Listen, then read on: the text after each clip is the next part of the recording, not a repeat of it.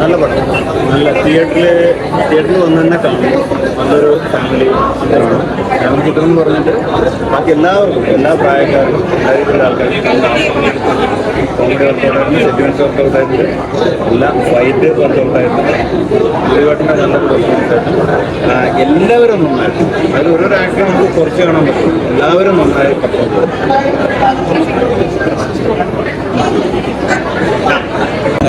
പിന്നെ പടം കാണാതെ ഇതിനെല്ലാം ഒത്തിരി നല്ല വെയിറ്റ് ചെയ്തത് ഭയങ്കര ഹാപ്പിയാണ്. ഇനി ബാക്കിയുള്ളവർ കണ്ടിട്ട് അവരുടെ റെസ്പോൺസ് കിട്ടുമ്പോൾ അതിലേറെ ഹാപ്പി ആവണമല്ലോ. അതിനുവേണ്ടി വെയിറ്റ് ചെയ്തു.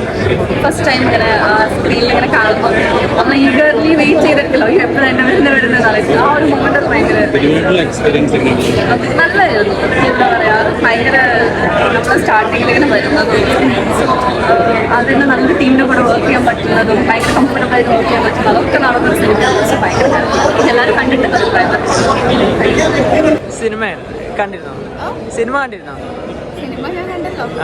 എങ്ങനെ ഉണ്ടായിരുന്നു ദിലീപേട്ടനായിട്ടുള്ള എക്സ്പീരിയൻസ്?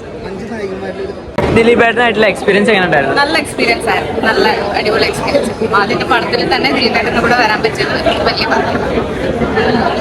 നോർമൽ ദിലീപ് പടങ്ങൾ എന്ന് പറയുമ്പോൾ എക്സ്പെക്ടേഷൻ ഉണ്ടല്ലോ. എക്സ്പെക്ടേഷൻ മീറ്റ് ചെയ്യാൻ ഒരു ഓഡിയൻസ് എന്ന നിലയിൽ അത് മീറ്റ് ചെയ്യാൻ പറ്റുമെന്ന് നിങ്ങളല്ലേ പറയണ്ടേ? തനിക്ക് ഒരു ഓഡിയൻസ് എന്ന നിലയിൽ എനിക്ക് പറ്റിയിട്ടുണ്ട്. നിങ്ങൾക്ക് എങ്ങനെയാ? എനിക്ക് പറ്റിയോ? അപ്പം തിയേറ്ററിൽ ഈ വെക്കേഷൻ തൂക്കിയെടുക്കാനായിട്ട് പവിയുണ്ട്.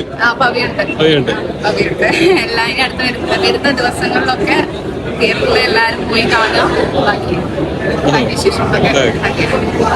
എനിക്ക് തോന്നുന്നു എനിക്ക് ഈ സിനിമയിൽ ഏറ്റവും കോൺഫിഡൻസ് ഉണ്ടായിരുന്നത് ഇതിലെ റൊമാൻസും ഇതിലെ ഇമോഷൻസ് ഒക്കെയാണ്. കോമഡി ഉണ്ട്, പക്ഷെ ഈ ഫാക്ടേഴ്സിലാണ് എനിക്ക് ഏറ്റവും എക്സൈറ്റ്മെന്റ്. അതൊക്കെ ഓഡിയൻസ് ശരിക്കും കണക്ട് ചെയ്യുന്നതായിട്ട് ഞാൻ സിനിമ കാണുന്നതിലും കൂടുതൽ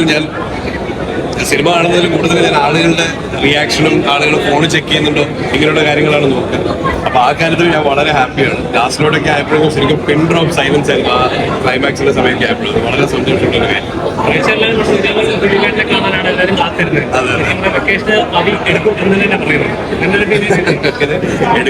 എടുക്കണം എന്നാണ് എന്റെ ആഗ്രഹം. പക്ഷെ എനിക്കൊന്ന് കാണുന്ന എല്ലാ പ്രേക്ഷകർക്കും വളരെ ഒരു എന്താ പറയുക, ഒരു തൃപ്തി കൊടുക്കുന്ന ഒരു സിനിമാറ്റിക് എക്സ്പീരിയൻസ് ആണ്. ഞങ്ങൾ വലിയ വീരവാദങ്ങളൊന്നുമില്ല, വളരെ സിമ്പിൾ ആയിട്ടുള്ള നല്ല നിങ്ങൾക്ക് മനസ്സിനോട് ചേർന്ന് നിൽക്കുന്ന ഒരു ഫാമിലി സിനിമ കാണാനുള്ളൊരു ഓപ്പർച്യൂണിറ്റി. അതാണ് പബ്ലിക് ക്യാഫേക്ക്.